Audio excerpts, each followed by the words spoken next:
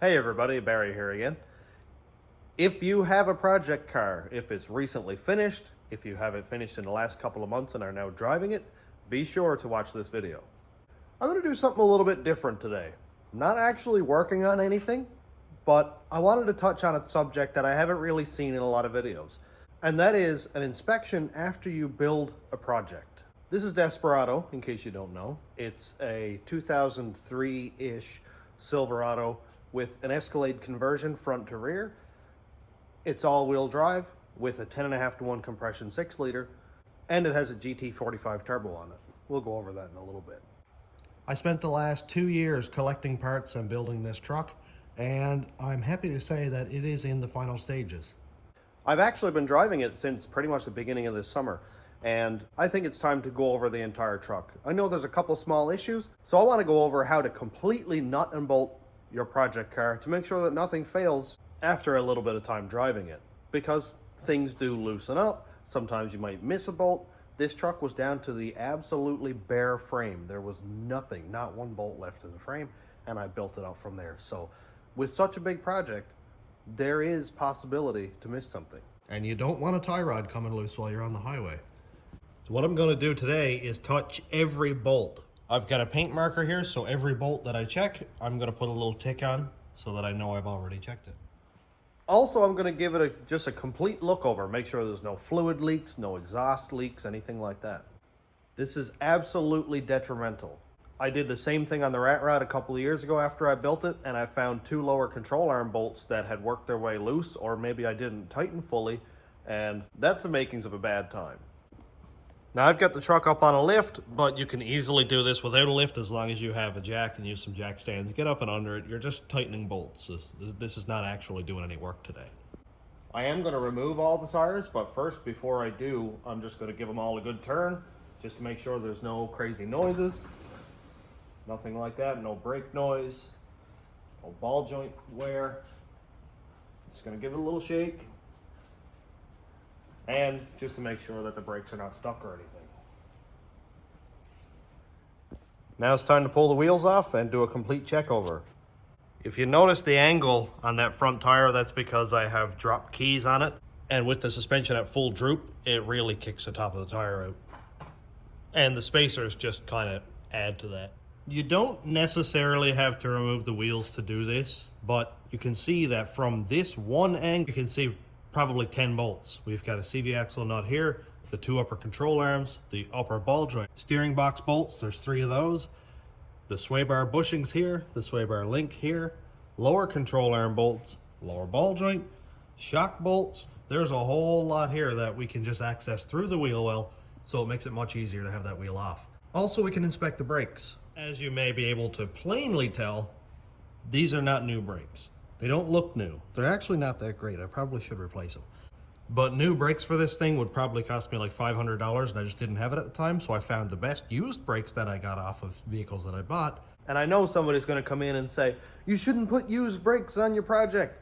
But if you put new brakes on your vehicle, the first time you use the brakes, they're used brakes. So it's just my logic. But inspect everything to make sure it's good. Just because you have new brakes doesn't mean they're not warped, doesn't mean a pad didn't fail. So check all that stuff over. First thing I'm going to check is the upper control arm bolts, just to make sure these didn't come loose. I did have a wheel alignment done on this truck, so I'm sure they were put on tight. But you can knock bolts loose. That one's good. That one's good. Now you're going to get dirty at this, so I suggest having a pair of gloves on. I can't find mine right now. I put some red paint on the bolts. That shows that I checked them. I'm not going to be checking stuff that I already did. Top shock bolt. This is going to be a long process, but I just want to stress how important it is. Oh, look at this. Shock bolt is loose. So this does have a rubber bushing in it, and you can kind of squish them out too much. But it seems pretty loose to me, so I'm just going to tighten it down until the bushing stops it. Some vehicles are different. Some you can tighten down tight, and others just, you go till it kind of squishes out the bushing. But there we go. There we go. Now I'm glad that I did this. and I've got some paint on that bolt. Now, a loose upper shock bolt is not going to put you off the road, but just finding that one loose bolt is 100% worth doing this and the time it takes. Lower bolt. So it did tighten down a little bit. With an impact gun, you can go a bit tighter than you can with a ratchet, so I don't think that was too bad. I think I'll do the rest of this video without the impact gun just to kind of keep it a little bit quieter and I can get a better feel for it. So here's the top caliper bolt. It is tight. Bottom caliper bolt, we're good. Paint on that one. Caliper bracket bolts, that was good. Top one is good. Now, because I'm in the right area, I can do the tie rod and the lower ball joint. Tie rod is good.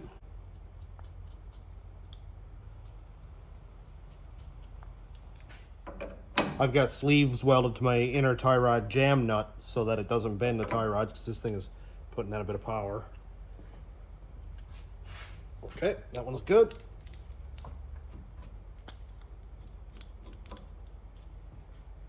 Now the inner tie rod to the center link.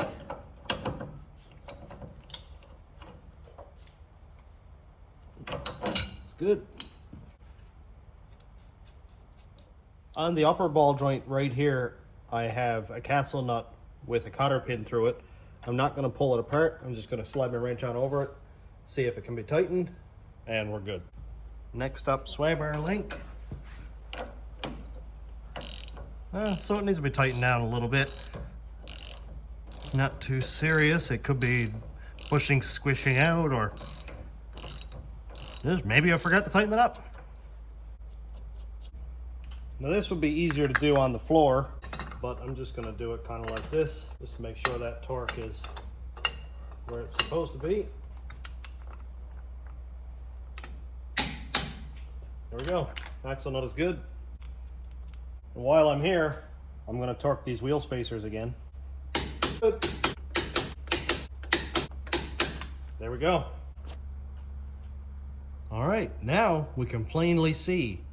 Checked all the lug nuts, checked the CV axle nut, sway bar link, tie rod, upper and lower ball joints. We can see our paint marker, shock bolts, control arm bolts, everything is done. Now that we have an idea on how to nut and bolt a truck, let's go over every nut and bolt that you should put your hands on and tighten, and some that you probably wouldn't even think about. I'm going to go over all of these after filming, because if I had to film each one, it would probably take 6 months. So let's make up a list. Front leaf spring hanger, rear leaf spring hanger and shackle, rear sway bar link and bushings if you have those. Again, all of your caliper bolts, don't forget those, and the brake hoses. You'll know if they're loose because obviously it'll leak fluid.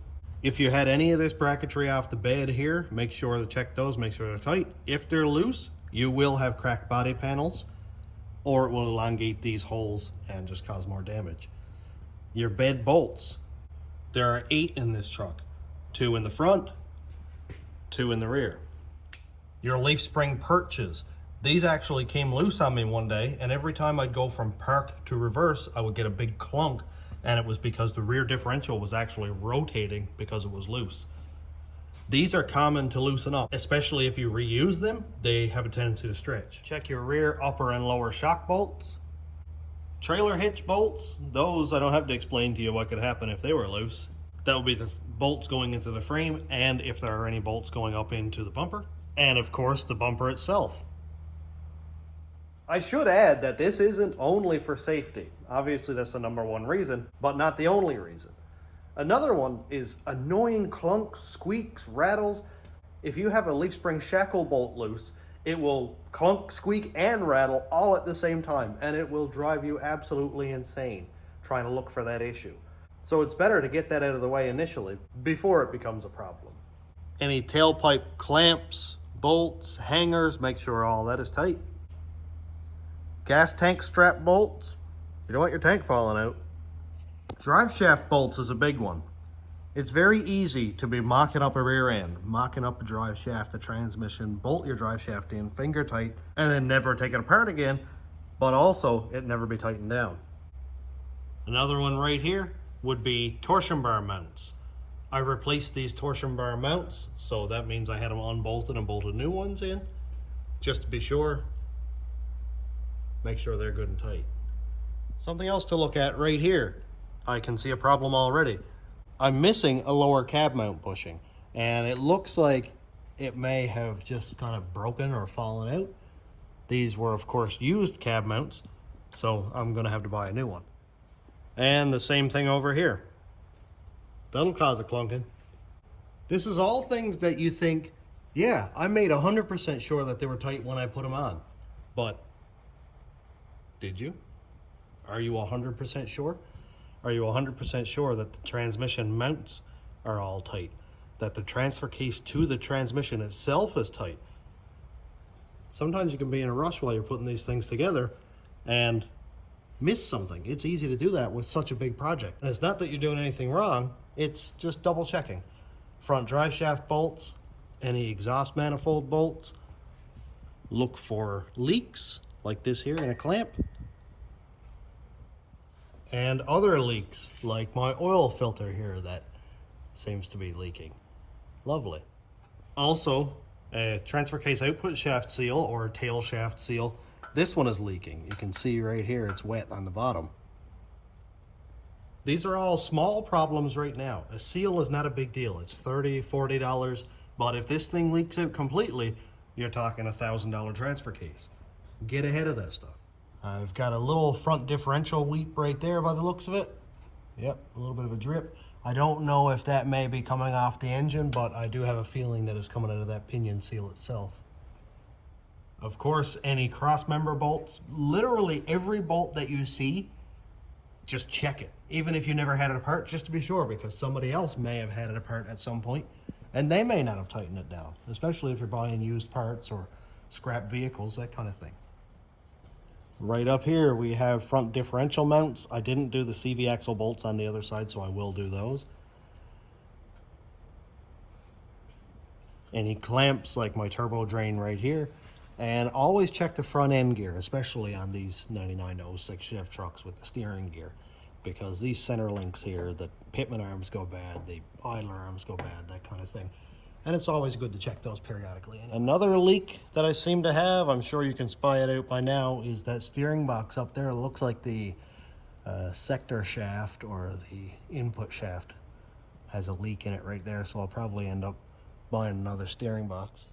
Front bumper bolts, front radiator support bolts, bumper supports. Another one here, look, another bushing missing. This is on the front radiator support. That one is not there, but this one is. Check your oil pan bolts just to make sure they are not loose, because if they are, of course, you're going to have a leak and you can catch it now. Another good one to check is the bell housing bolts going the entire way around where the transmission joins to the engine. I know it's a tough one, I know it's a pain, but it's better to be sure that they're tight rather than tear up a ring gear or mess your torque converter up.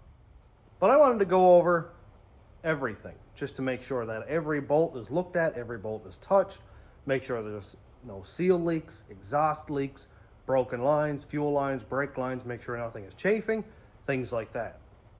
Obviously, the two probably most important parts are steering and brakes. If your steering lets go, you got a problem. If your brakes let go, you may have an even bigger problem. But also don't forget about small things like your brake lines and your fuel lines, because if you have a fuel fitting loose that's just dripping gas and you don't know it, it could be spraying near the exhaust, and you could be in for a fiery bad time. On the topic of steering, brakes, and all that fun, make sure you check all these pieces under your dash, like your steering shaft that runs from the column down through the firewall, your brake pedal brackets. I had all of this out of the truck, so I'm going to go over and tighten down every bolt. I don't want this brake pedal bracket coming loose and breaking off, or the U-joint coming loose on my steering shaft, and then I have no steering. Another thing to look at is seat bolts. I know it sounds kind of funny, you know, what does that do? But in this case, in my truck, the seat belt mounts to the bottom of the seat and it mounts to the top of the seat right here. So if my seat bolts are loose, or if I don't have them installed because I was in a rush, and I hit something, that thing is gone. I'm going through the steering wheel there. Now that is, you know, it's a worst case scenario. It would probably never happen, but I mean, who knows? This is the point. This is why we're looking over everything. Under the hood may look a little daunting because there is a lot here, and there's a lot of bolts to check. Namely, if you had the entire front end off like I had, again, there was nothing. There was 0 bolts in this thing. Make sure all of your fender bolts, your hood bolts are tight. Make sure your hood latch is tight, because if this thing is loose, I mean, I don't have to tell you what happens if your hood catches wind at like 100 miles an hour. Bad time. So make sure everything here is tight. Make sure it's functional. Everything is good. Every clamp on your cooling system. Make sure all of your engine bolts are in here tight. I mean, you don't have to take the oil pan off to see if the rods are tight. I don't think that's necessary. But any bolt that you can touch without having to scrap the entire truck again, like obviously your alternator bracket bolts, your intake manifold bolts, the coil bolts, valve covers, all that stuff, it's relatively easy to get at. You can spend an entire day nutting and bolting this thing, but it's 100% worth it. Check your battery cables. Make sure those are tight, because if you have a loose connection, you're going to be chasing electrical gremlins for the next month, and you're probably going to end up selling the vehicle. As for an electrical systems, grounds are probably just as important or more important as checking every other connection. That's why I've added bigger grounds here, but I have messed with the electrical system since. I've added a fuel pump hot wire kit, I added a MAC valve, I added a Hobbs switch, I added a 2-step, all these different things, and I've had to unbolt things. I've had to unbolt the grounds to put these in. I've had to unbolt other stuff. So just make sure everything there is tight, because the last thing that you want is electrical problems. Vacuum hoses is a big thing that causes problems that are hard to diagnose. So make sure all this stuff is tight. That's the hose going to my map sensor. And there's hoses over here going to the MAC valve and the wastegate. If any of that stuff comes off, it gets annoying. So check it now. Make sure your clamps are tight. Make sure you actually have clamps on there. Things like obviously, that. Again, brakes, which I'm going to be stressing a lot in this video.